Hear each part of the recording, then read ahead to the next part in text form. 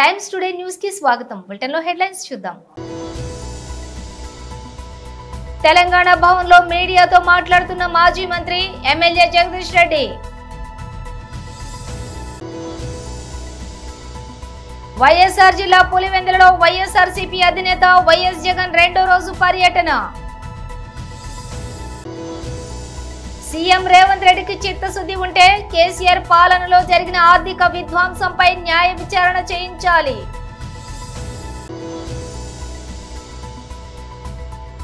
రేపు ఢిల్లీ వెళ్లనున్న తెలంగాణ సీఎం రేవంత్ రెడ్డి. తెలంగాణ భవన్లో మీడియాతో మాట్లాడుతున్న మాజీ మంత్రి ఎమ్మెల్యే జగదీష్ రెడ్డి.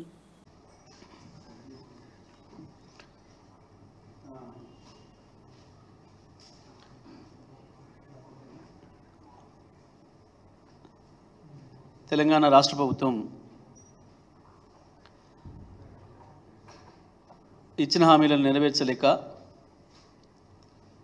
తప్పించుకునే ప్రయత్నాలు చేస్తూ వాయిదాల మీద వాయిదాలు వేసుకుంటూ చివరికి దేవుళ్ళపైన ప్రమాణం చేసి కూడా వాయిదా తీసుకొని మళ్ళీ తప్పించుకోవడానికి ఇవాళ క్యాబినెట్ సబ్ కమిటీ ఏర్పాటు చేసినామని ఇంకోటని చెప్పి డ్రామాలు చేస్తూ ఉంది. మేము ప్రభుత్వాన్ని డిమాండ్ చేస్తూ ఉన్నాం. తెలంగాణ రైతుల తరఫున ఎట్టి పరిస్థితులలో కూడా రైతు బంధు కార్యక్రమాన్ని ఆపడానికి వీల్లేదు. మీరు ఇస్తానన్న రైతు భరోసా ఎకరానికి 15,000 ఇస్తానని చెప్పింది ఏదైతే ఉందో ఇప్పటికే మాట తప్పి మొన్న వేసంగిలో రైతు బందే ఇచ్చిండ్రు, రైతు భరోసా ఇస్తున్నామని చెప్పి అబద్ధం చెప్పిండ్రు. రైతు భరోసా ప్రారంభం చేసినామని చెప్పి స్వయంగా ముఖ్యమంత్రి గారు మాట్లాడారు. మరి మీరు చేసింది రైతు భరోసా అయితే మళ్ళీ వాళ్ళ ఎందుకు దానిపైన క్యాబినెట్ సబ్ కమిటీ వేస్తున్నట్టు? క్యాబినెట్ సబ్ కమిటీ యొక్క ఉద్దేశం ఏంది? మేము ప్రారంభం చేసినామని చెప్పి అట్టహాసంగా మీరు అందరూ కూడా మేము ఆనాడు చెప్పినాం, మీరు చేసేది రైతు భరోసా కాదు, రైతు బంధును కొనసాగిస్తున్నారు, కేసీఆర్ గారు ఇచ్చిన రైతు బంధును కొనసాగిస్తున్నారు అని చెప్పినాం. మేము ఇవాళ మళ్ళీ డిమాండ్ చేస్తున్నాం, వెంటనే ఈ పాటికి రైతు బంధు వేయాల్సి ఉండే. మేము రైతు బంధు ప్రారంభం చేసిన మొదటి రోజు నుండి కూడా ప్రతి సంవత్సరం జూన్ చివరి నాటికే రైతు బంధు మొత్తం రైతుల ఖాతాల్లో వేసినాం. జూన్ 2వ వారంలో మొదలుపెట్టి 3వ వారం లేదా 4వ వారం ఎప్పుడు కూడా దాటనీయలేదు మేము. ఇప్పుడు కూడా రుణమాఫీతో సంబంధం లేకుండా రుణమాఫీ ఆగస్టు 10 లోపల చేస్తామని చెప్పిండ్రు, దేవుళ్ళ మీద ప్రమాణం చేసిండ్రు. ఒకవైపు రుణమాఫీ చేయాల్సిందే, రైతు భరోసా అమలు చేసి తీరాల్సిందే. నేను తెలంగాణ రైతాంగాన్ని కూడా విజ్ఞప్తి చేస్తున్నా, ఇది మోసపూరిత ప్రభుత్వం, అబద్ధాల ప్రభుత్వం. కేవలం గ్యారెంటీలు ఇచ్చి ప్రజలకు ఆశలు చూపి మోసం చేసింది తప్ప ఇప్పటికి కూడా ఇంకా రైతులకు మహిళలకు ఇచ్చిన 2,500 పెన్షన్ మీద మాట్లాడడం లేదు, 4,000 రూపాయల పెన్షన్ మీద మాట్లాడడం లేదు, వికలాంగులకు ఇచ్చిన 6,000 పెన్షన్ మీద మాట్లాడడం లేదు. ఏ ఒక్క అమలు గురించి కూడా ఇంతవరకు చప్పుడు లేదు.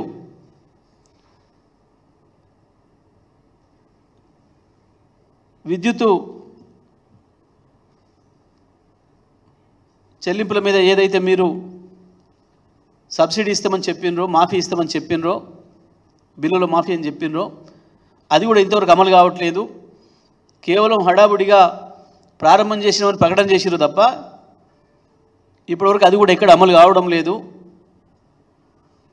వెంటనే అది కూడా అమలు చేయాల్సిన అవసరం ఉంది. క్యాబినెట్ సబ్ కమిటీ అనేది కేవలం రైతుల్ని మోసం చేయడం కొరకు వేసింది తప్ప ఇంకోటి కాదు. స్పష్టంగా లెక్కలు ఉన్నాయి అక్కడ. ఏ రైతులకు ఎంత భూమి ఉన్నదనేది లెక్కలు ఉన్నాయి. మీరు మొన్న యాసంగిలో ఏదైతే రైతు బంధును ఇచ్చి అమలు చేసి అకౌంట్లలో వేసినరో అదే అకౌంట్లోకి వేస్తే సరిపోతుంది. కొత్తగా ఇప్పుడు మీరు తయారు చేసేది ఏం లేదు. మీరేందో వెతికి దేవులాడి వాస్కోడ్ గామ లాగా కొలంబస్ లాగా మీరేం దొరకబట్టుకొచ్చేది ఏం లేదు. చాలా స్పష్టంగా ఉన్నాయి రికార్డ్స్. ఒకటి కాదు, రెండు కాదు, ఇప్పటికి 11-12 సార్లు అయిపోయింది. కేవలం రైతుల్ని మోసం చేయడం కొరకు మాత్రమే ఈ క్యాబినెట్ సబ్ కమిటీ అని ఒక డ్రామా ఆడుతున్నారు తప్ప ఇంకొకటి కాదు. ఎట్టి పరిస్థితుల్లో ఏ కమిటీలతో అవసరం లేకుండా వెంటనే రైతు భరోసా అమలు చేసే ప్రారంభించాలని చెప్పి మేము డిమాండ్ చేస్తూ ఉన్నాం. రుణమాఫీ కూడా మీరు ఇచ్చిన మాట ప్రకారం ఎట్టి పరిస్థితులలో ఆగస్టు 10 లోపు మొత్తం ఒకేసారి అమలు చేయాలని చెప్పి కూడా మేము డిమాండ్ చేస్తూ ఉన్నాం. ఇంకొక వైపు లా అండ్ ఆర్డర్ అనేది పూర్తిగా దెబ్బతిన్నది. మహిళలు పురుషులు అనే తేడా లేకుండా బహిరంగంగా అందరు చూస్తుండగానే దాడి చేసి కొట్టి చంపుతున్నారు ప్రజల్ని. మరొక వైపు మీరు ఎట్లయితే ప్రజల మీద పడి దుర్మార్గంగా దాడులు చేస్తున్నారో మీ దాటకు వీధి కుక్కలు కూడా మీలాగనే మహిళల మీద పిల్లల మీద దాడులు చేసి కరిసి చంపుతున్నాయి. లక్షలాది మంది వైఎస్ఆర్ జిల్లా పులివెందులలోని వైఎస్ఆర్సీపీ అధినేత వైఎస్ జగన్మోహన్ రెడ్డి రెండో రోజు పర్యటన. పులివెందుల ఏరియా డెవలప్మెంట్ ఏజెన్సీ కింద అభివృద్ధి పనులు చేసిన కాంట్రాక్టర్లు అధైర్యపడొద్దని మాజీ సీఎం జగన్ భరోసా ఇచ్చారు. కోర్టుకు వెళ్లైనా బిల్లులు తెచ్చుకుందామని అన్నారు. వైఎస్ఆర్ జిల్లా పులివెందుల పర్యటనలో ఉన్న ఆయనను ఆదివారం Pulivendula municipal chairman Varaprasad, vice chairman Manohar Reddy ఇతర కౌన్సిలర్లు కలిసి బిల్లుల అంశాన్ని ప్రస్తావించారు. నీరు చెట్టు కింద పనిచేసిన టీడీపీ నాయకులకు 250 కోట్ల మేర బిల్లులను వైసీపీ ప్రభుత్వ హయాంలో చెల్లించినట్లు జగన్ గుర్తు చేశారు. వైసీపీ పాలనలో 4.5 ఏళ్లు ఎలాంటి ఇబ్బందులు లేకుండా బిల్లులు చెల్లించామని ఆయన తెలిపారు. కాంట్రాక్టర్లు కాస్త ఓపిక పట్టాలని సూచించారు. వైసీపీ హయాంలో చేసిన పనులకు బిల్లులు చెల్లించకపోతే కోర్టులకు వెళ్లైనా బిల్లులు తెచ్చుకుందామని అన్నారు.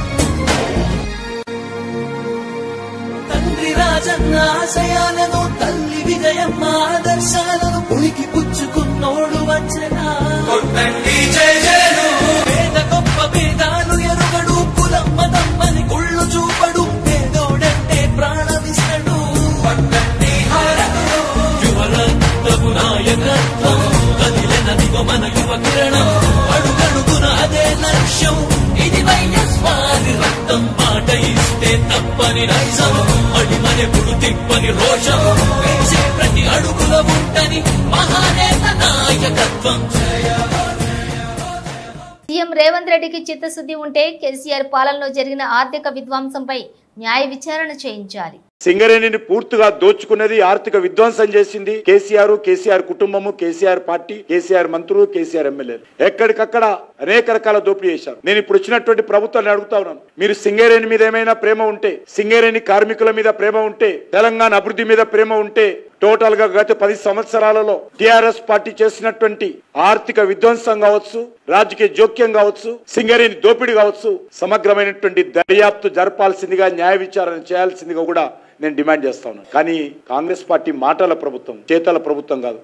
దొందే ఆయన మాట్లాడేవాడు ఈయన మాట్లాడుతా ఉన్నాడు. కాబట్టి నేను ముఖ్యమంత్రిని అడుగుతా ఉన్నాను, మీకు ఏమాత్రం చిత్తశుద్ధి ఉన్నా ఎంత భూమి దోపిడీ చేయడం జరిగింది, అక్కడ ఉన్నటువంటి సిఎస్ఆర్ ఫండ్ ఎక్కడెక్కడ వాడారు, ఏ రకంగా దోపిడీ చేశారు, సింగరేణికి సంబంధించినటువంటి బిల్స్ విలాసవంతమైనటువంటి కార్యక్రమాలకు ఏ రకంగా ఉపయోగించారు, వాటన్నిటిపైన కూడా సమగ్రమైనటువంటి దర్యాప్తు జరపాల్సిందిగా నేను డిమాండ్ చేస్తా ఉన్నాను. నేను ఈ విషయం మీద అవసరమైతే 49% షేర్ హోల్డర్ గా కేంద్ర ప్రభుత్వం తరఫున రాష్ట్ర ప్రభుత్వాన్ని కూడా ఉత్తరం రాస్తానని మనం చేస్తా ఉన్నాను. టిఆర్ఎస్ పార్టీ అధికారంలోకి వచ్చినప్పుడు, తెలంగాణ రాష్ట్రం ఏర్పడినప్పుడు ఏప్రిల్ 1, 2014 నాటికి సింగరేణి బ్యాంక్ అకౌంట్లో 3,500 కోట్ల బ్యాంకులో డిపాజిట్ ఉండేవి.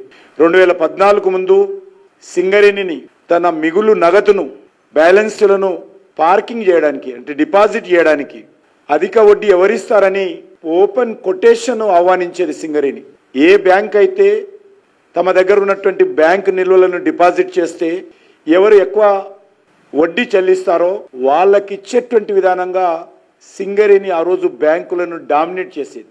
సింగరేణి కంపెనీ 2014 ముందు ఏ ఒక్క రోజు కూడా ఉద్యోగస్తుల జీతాలు ఆలస్యంగా ఇచ్చే సాంప్రదాయం ఉండేది కాదు. కానీ ఈరోజు సింగరేణిని కేసీఆర్ యొక్క అహంకారపూరితమైనటువంటి అవకతవక విధానాలతో, అస్తవ్యస్తమైనటువంటి పరిపాలనతో, మితిమీరిన జోక్యంతో ఈరోజు సింగరేణిని అప్పుల పాలు చేసినటువంటి ఘనత కేసీఆర్కు దక్కుతుంది. సింగరేణి ఆర్థిక పరిస్థితి అధ్వాన్నంగా చేసి ఈరోజు కార్మికులను కష్టాలకు గురి చేస్తూ ఉన్నారు.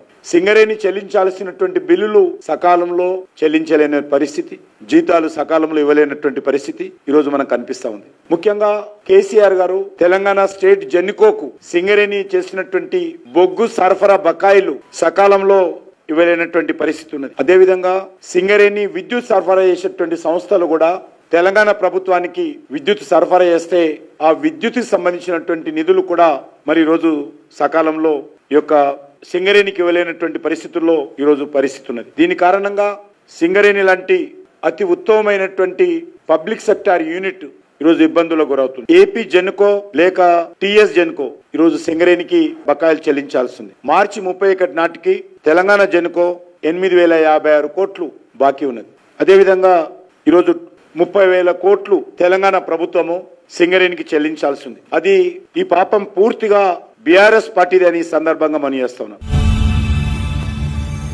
తెలంగాణ ముఖ్యమంత్రి రేవంత్ రెడ్డి రేపు ఢిల్లీ వెళ్లనున్నారు. రేపటి నుంచి లోక్సభ సమావేశాలు జరగనుండగా ఎంపీల ప్రమాణ స్వీకార కార్యక్రమానికి సీఎం రేవంత్ రెడ్డి హాజరు కానున్నారు. తెలంగాణ కాంగ్రెస్ ఎంపీలకు రేవంత్ రెడ్డి దిశానిర్దేశం చేయనున్నారు. ఢిల్లీ పర్యటన సందర్భంగా రేవంత్ రెడ్డి పలువురు కేంద్ర మంత్రులను కలవనున్నారు. అనంతరం ఏఐసిసి సమావేశాలకు హాజరు కానున్నారు. తెలంగాణ కేబినెట్ విస్తరణ, పిసిసి చీఫ్ ఎంపిక తదితర అంశాలపై కాంగ్రెస్ హైకమాండ్తో రేవంత్ రెడ్డి చర్చిస్తారని తెలుస్తోంది. ఈ రోజు మెదక్ జిల్లా కార్యాలయంలో భారతీయ జనసంఘ వ్యవస్థాపక అధ్యక్షులు శ్యామ్ ప్రసాద్ ముఖర్జీ బలిదాన దినోత్సవాన్ని వారి చిత్రపటానికి పూలమాలలు వేసి నివాళులర్పించడం జరిగింది. మన దేశంలో ఒకే జెండా ఒకే చట్టం ఉండాలని పోరాటం చేసి బలిదానమయ్యారు. ఇటు కార్యక్రమంలో బీజేపీ జిల్లా అధ్యక్షులు గడ్డం శ్రీనివాస్ తో పాటు జిల్లా ప్రధాన కార్యదర్శి ఎంఎల్ఎన్ రెడ్డి, పట్టణ అధ్యక్షులు ప్రసాద్, రామాయంపేట పట్టణ మండలాల అధ్యక్షులు భాను దయానంద్ రెడ్డి, మనోహరాబాద్ మెదక్ మండలాల అధ్యక్షులు చారి, ప్రభాకర్, సన్నీ మొదలగు వారు పాల్గొన్నారు. ముఖర్జీ యొక్క బలిదాన దివస్ ఈరోజు వారి చిత్రపటానికి పూలమాల వేసి ఘనంగా నివాళులు అర్పించడం జరిగింది. శ్యామాప్రసాద్ ముఖర్జీ గారు భారతీయ జనసంఘ్ పార్టీ వ్యవస్థాపక అధ్యక్షులు. వారు మన బీజేపీ కంటే ముందు స్వాతంత్రం వచ్చిన తర్వాత ఈ దేశానికి స్వాతంత్రం వచ్చినప్పటికీ ఈ దేశం అన్ని రంగాల్లో అభివృద్ధి జరగాలి, చివరి పంక్తిలో ఉన్నటువంటి చివరి వ్యక్తి కూడా అన్ని సంక్షేమ ఫలాలు అందాలి, దేశంలో ఒకే జెండా ఉండాలి, దేశంలో ఒకే చట్టం ఉండాలి, ఏక్ దేశ్ మే దో విధాన్ దో నిషాన్ నై చలేగా, ఏక్ దేశ్ మే ఏక్ హీ విధాన్ ఏక్ హీ నిషాన్ రహనా అని చెప్పేసి వారు బలిదానం చేసినటువంటి మహా వ్యక్తి.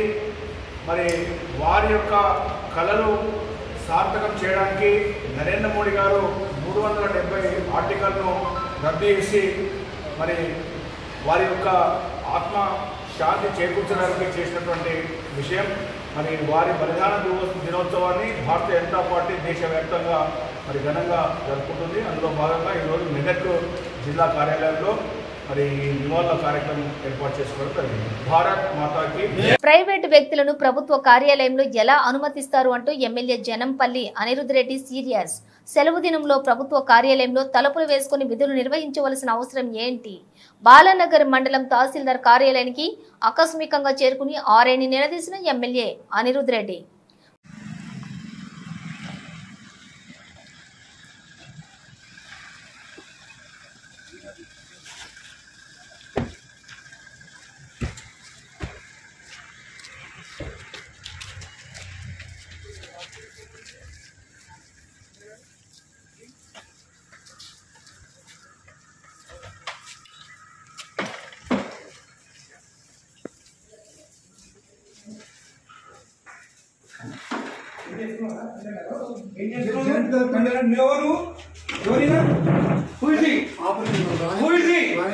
ఎందుకు వచ్చిండు దానికి బయటికి తీసుకొచ్చా సండే నాడు ఇచ్చాను. ఏం చేస్తున్నాడు నువ్వు? తీసుకో తీసుకో. ఏం రాస్తున్నావు సార్? సక్సెషన్స్ రాస్తున్నాం సార్. బయట థర్డ్ పార్టీ పర్సన్ తో రాపిస్తున్నావు నువ్వు. ఏం నువ్వు రిటైర్ కాదు. ఎస్ఎన్ రమ్మని ఇక్కడ రమ్మని ఎస్ఐ రిటైర్ అయితే నీకు రాసే అధికారం ఉంది ఇక్కడ. నీకు తెలియదా? ఈయనకు తెలియదా? ఈయనకు తెలియదా? చూడండి ఇద్దరు ఉండండి ఇక్కడికి. ఏం పేరు నీది? తమాషాలు పడుతున్నారు. తలుపులు వేసుకొని లోపల పని చేస్తున్నారు. సండే నాడు పని చేసుకోమని ఎవరు చెప్పిండు? ఎవరు చెప్పిండు నీకు? జాయింట్ కలెక్టర్ చెప్పిండా? కొట్టు జాయింట్ కలెక్టర్ ఫోన్ కొట్టు. కొట్టు జాయింట్ కలెక్టర్ కి. ఇదే నీకు బుద్ధుందా? ఏం పని చేస్తున్నావు తెలుసా నీకు? థర్డ్ పర్సన్ తీసుకొచ్చి రికార్డు రాపిస్తున్నా. ఎట్లొచ్చిండు అడుగుతా నేను.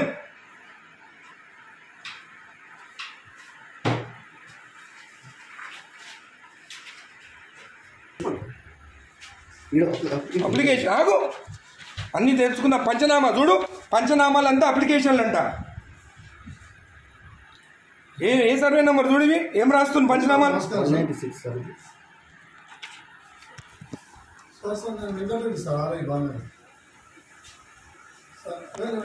నేను వెబెక్స్ లో నేను చూడండి గౌరవనీయులు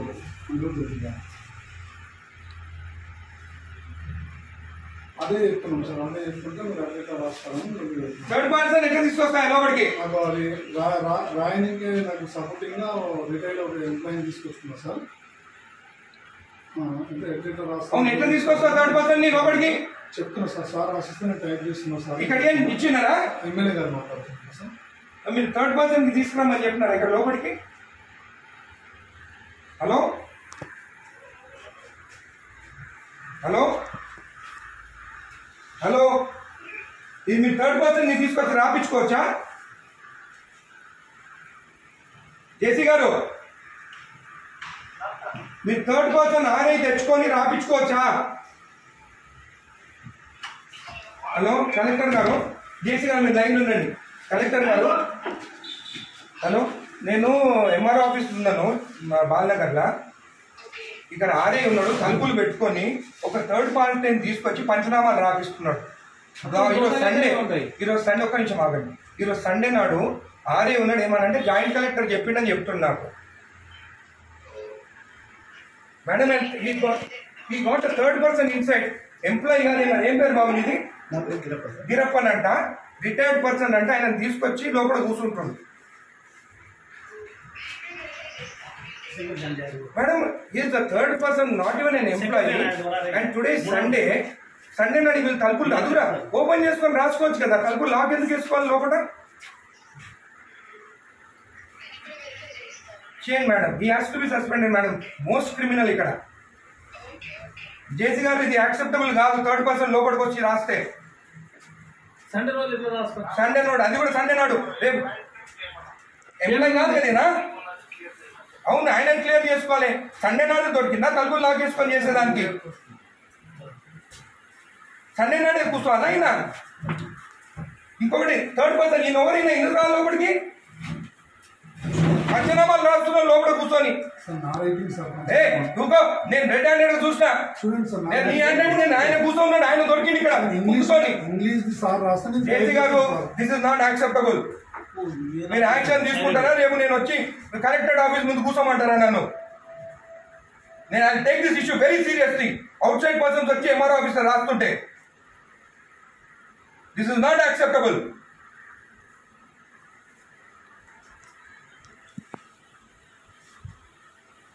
ప్రసాద్ వీళ్ళు అందరినీ వీళ్ళు ప్రసాద్ ఇక్కడ కూర్చుంటాం. ఈయన అక్కడ కూర్చుంటే ఈయన అంటే ఈయన రాసిండంట. నీ సంగతి చూస్తాగా, నీ సంగతి చూస్తా. మరీ టూ మచ్. సండే నాడు ఓపెన్ చేయి డోర్, ఓపెన్ చేసి గుడికి వస్తే మొత్తం ఈడ పెట్టుకొని సైన్ పెట్టి ఇచ్చేసిండు. ఈడంతా దొంగ ఎవరు తెలుసా? నేను ఆరోగ్యం శంకరన్న రాకముందే సైన్ చెప్పించి ఇచ్చేసిండు. నేను గుత్తా తెచ్చుకొని నీడికి అప్పుడు నేను కొట్లాడి కోట్ల వేపించి సైన్ చేపిస్తే గుడిది అయ్యప్ప టెంపుల్ దగ్గరది, మన పెద్దరాయల గుడి కాదు. ఎవరికి ఇచ్చినావు నువ్వు సైన్ చేసి? నాకు ఇచ్చినావా? నాతో సైన్ చేపించినావా? నా లెటర్ వస్తే ఏదని చెప్పి ఎట్లా మర్చిపోతావు నువ్వు?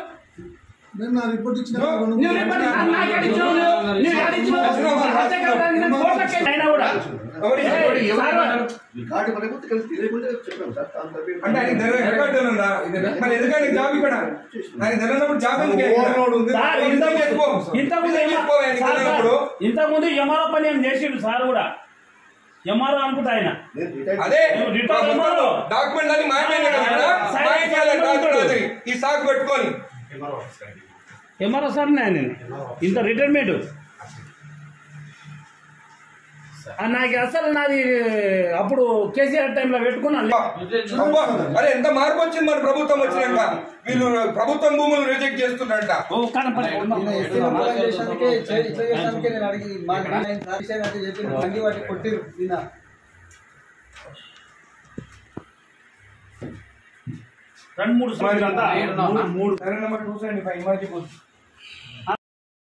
కాకినాడ జిల్లా జగ్గంపేట జూన్ 23 జగ్గంపేట ఎమ్మెల్యేగా జ్యోతుల నెహ్రూ అఖండ విజయం సాధించడంతో కీర్లంపూడి గ్రామానికి చెందిన గ్రామ సర్పంచ్ జగ్గంపేట నియోజకవర్గం ఎస్సీసెల్ అధ్యక్షులు గుడాల శ్రీలత రాంబాబు ఆధ్వర్యంలో కిర్లంపూడి గ్రామం నుండి ఎంపీటీసీ సభ్యులు సాదే కుమారి, యేసుబాబు, కట్ట నారిబాబు, బంగారాజు తదితరుల ఆధ్వర్యంలోని గౌరీపట్నం చేరుకుని మొక్కలు చెల్లించుకుని తిరుగు ప్రయాణంలోని జగ్గంపేట చేరుకున్నారు.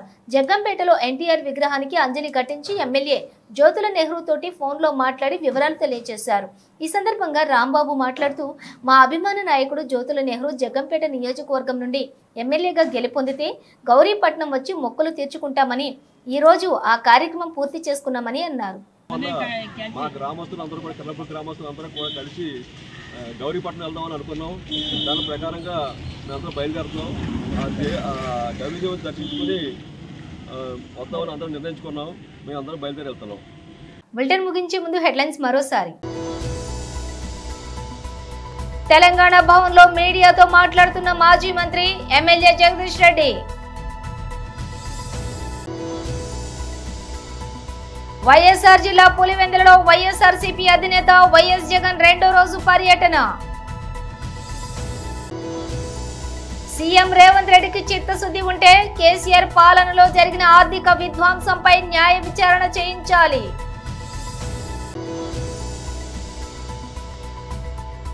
రేపు ఢిల్లీ వెళ్లనున్న తెలంగాణ సీఎం రేవంత్ రెడ్డి. ఇవి బులెటిన్ డీటెయిల్స్.